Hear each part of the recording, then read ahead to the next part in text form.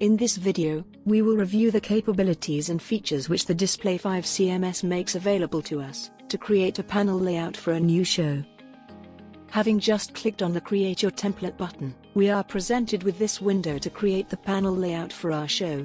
The entire surface area of the show layout we will refer to as the show canvas or simply, the canvas.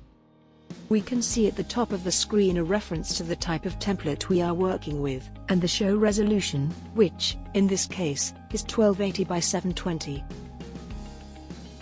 We see a rendering of the show canvas. And above it there are two buttons, a zoom in, and a zoom out button. And, in between the two buttons is a number, expressed as a percentage.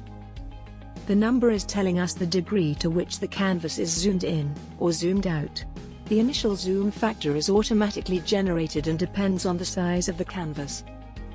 Typically, the canvas will be scaled down to display the entire canvas, but this is not always practical with very large canvas sizes.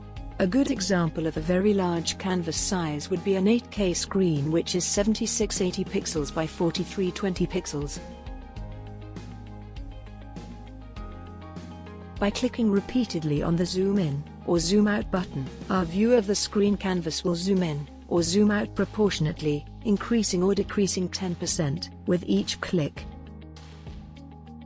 Zooming out makes the canvas smaller, which will allow us to see the entire canvas at once when the canvas size is very large. Zooming in will allow us to see details more precisely on any part of the canvas. If we zoom in and the canvas rendering becomes larger than the computer screen we are working on, then scroll bars will automatically appear below and to the left of the canvas. Now let's shift our attention to the fields on the right side of the Create Panel Layout window. The first three fields are a repeat of what has already been set up in the previous step of defining the show's parameters. Let's make a change to the background color. We are going to change it from its current color to a different color chosen from the color palette. Once we select the new color, we then need to apply the change to the canvas by clicking on the Apply button down below. The next 5 fields are used to name, position, and size new panels on the show canvas. We will cover how to use them in the next video. Any changes we make to the canvas layout will not be saved unless we hit the Apply button after making them. We need to remember to click Apply each time we add an additional panel to the canvas layout, or make any changes to the panels which we would like saved.